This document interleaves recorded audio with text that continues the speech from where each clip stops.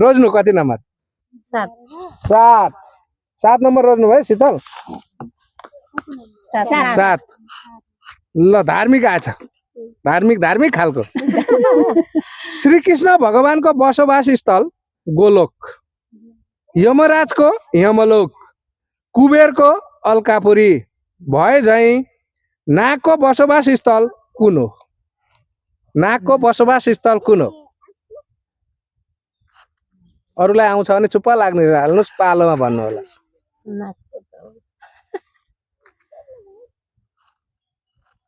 आएन भन्नुभयो उहाँले तपाईको पालो यही क्वेशन आएन भन्नुभयो सिम होला सिममा त्यो पनि गलत तपाईलाई बिर्सिनु भयो भन्नुभयो एकदम बिर्सिन सकिन्छ सुन्नु भएको छ कति कति कति नागको चाहिँ रुखमा होला रुखको फेदमा जरामा होइन